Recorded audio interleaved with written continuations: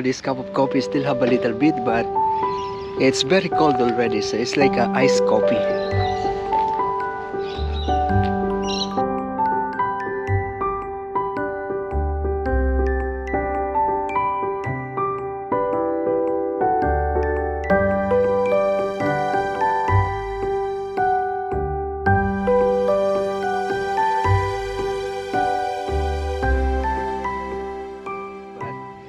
It's very cold already, so it's like a iced coffee. We are going now, and the next stop will be Coffs Harbour. We are supposed to sleep in there, but yeah, it was failed. We failed because yeah, Inigo is not sure. He is scared of the cold. It's ready. It's so cold.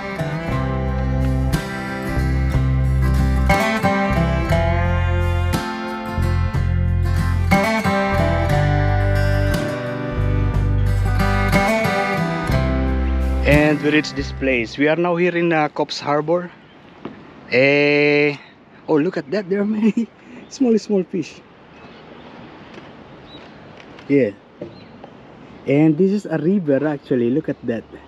But it's like less water, very less water. I've been here before, but never on this side. I was on the beach area. The last time I went here and I met Abby. Abby is the guy who I borrowed money when I was new here in Australia. Yeah, I think he is still here. He don't know that I am here now. Basically, this is the entrance of the river. Yeah, you see that's already the sea. Yeah.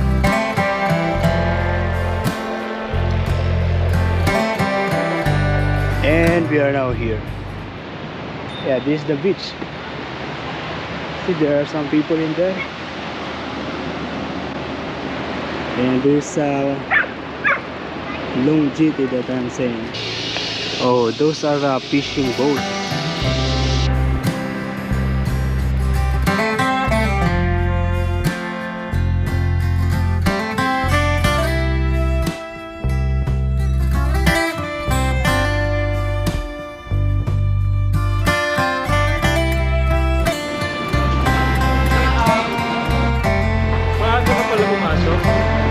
Norvin.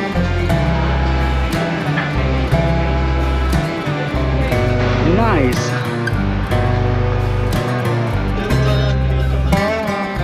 Yeah, we just check in this hotel room. Yeah, very ordinary room. I didn't able to show you. Yeah, and inside here is already the beach. This is just at the back of the hotel where we are going to stay for tonight. Yeah, but there's no one. Not even there. And we are now going to meet Norvin. Norvin is the batchmate of Inigo for their skills assessment in the Philippines.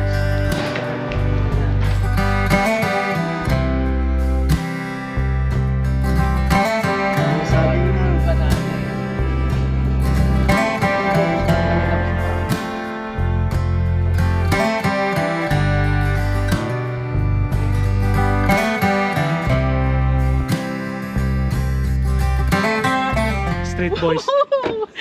Welcome to Coffs Harbour.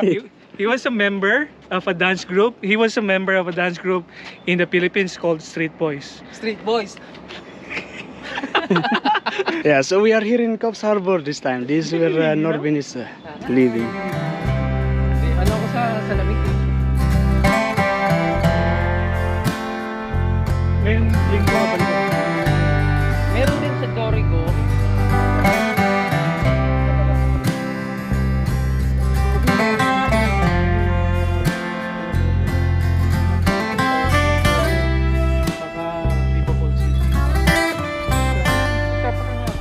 So at the moment we are here in a Siliu lookout. Yeah, that's the lookout. Yeah, you can see the whole city. And around here there's some kind of picnic area, barbecue. Yeah. And do you know that in there is like a walking track on top of the tree? Kind of adventure. I remember when I went to Singapore with John before, we tried that walking track on top of the trees. John is wearing the something like this because he thought Singapore is a cold country. And he's doing the climbing the trees, sweating. Yeah, it's really beautiful there. You can nice look out. Saan ba yun? Alam ko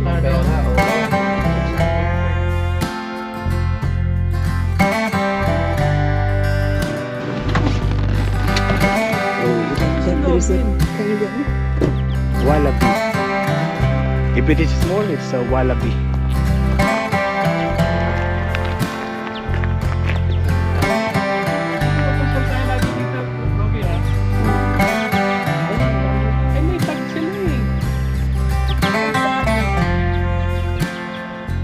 Yeah, it is so good. Norvin and Inigo, they are a friend in the Philippines. Both of them, they went to the same skills assessment in the Philippines, and that's how they met. Yeah, and this is the first time that they see each other again after that long time ago. Yeah, they said 7 years or 6 years ago when they did the skills assessment in the Philippines. And I am hearing their stories, sharing their struggles during the time. Yeah, I'm learning some kind of lesson, hearing their stories. Yeah, good. Their stories is kind of inspirational. If you hear them, their stories, yeah, you will be inspired. And yeah, there are so many kangaroos, wallabies on that side. And Norvin said it's everywhere around here.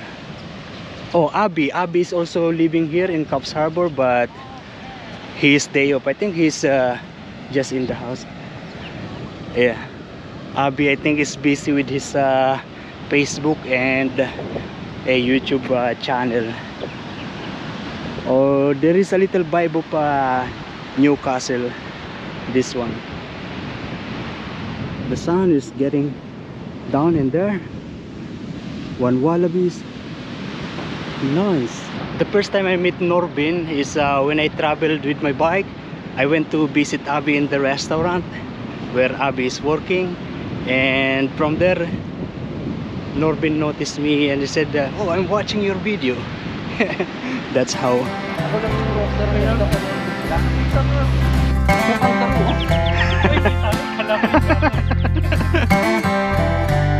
And this area, this is where you see the whale.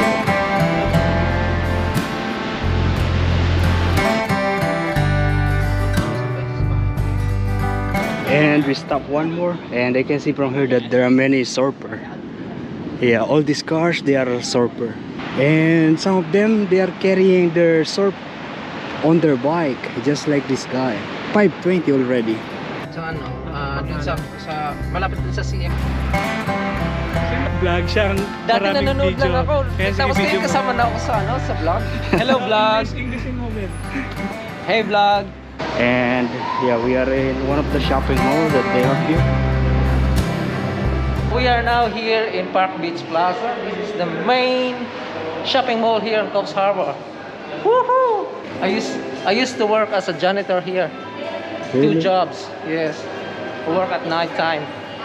That's how we earn money here. Aussie, bro.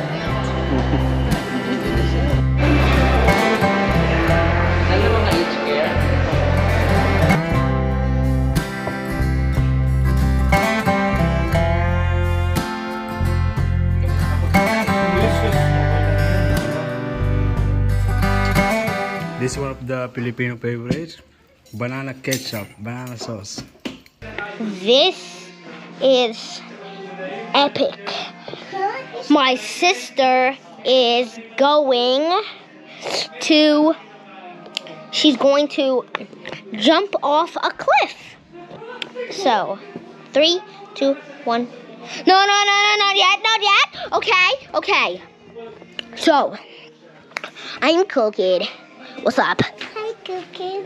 I'm just going to fix this cookie. Okay. So guys, we are going to jump over these. We have to jump on. You have to, yeah, we're gonna make challenges, and if you land on the, yeah, we're going to get some challenges. So, okay, so, and Kyrie is going to jump here, somewhere in the box. We're going to make it to easy all the way to hard. Okay, so, I'll ask Kyrie a challenge, and here we go. Okay, Kyrie. Kyrie, if you jump all the way to the box, this brown box, you get to pass all the way to round 2, okay? Yes. 3, 2, 1, jump! Okay, that was a close one. Good job. Okay, you're on round 2. So,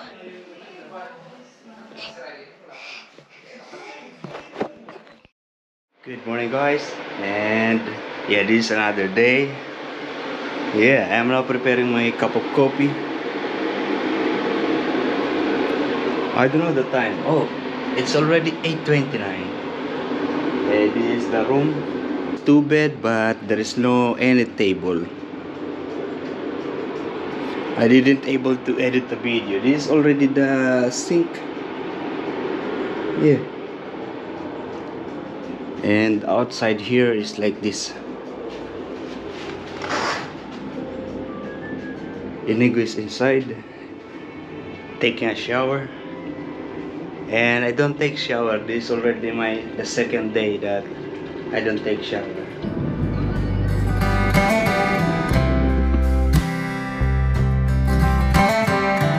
You see those are banana. Paano ba ito magpapit? And now we are here in Big Banana. Yeah, in here they have those slides. Yeah, this is basically a big theme park. And you know that here in Coffs Harbour there's the first place where you're going to see banana plants. Yeah, coming from Sydney going to Queensland, here in Coffs Harbour is the place where you see banana. Yeah, you see those are all banana. And also yesterday, yeah, we went to the highest part of this Coffs Harbour, and I've seen so many bananas along the side of the road. We're just here because Inigo wants to have a picture with the banana.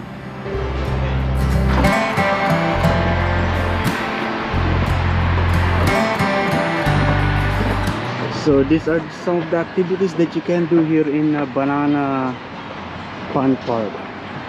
Giant slide, tubugan, water park, ice skating, mini golf, shitter tour, fun zone, 4D ride, laser tag. Yeah.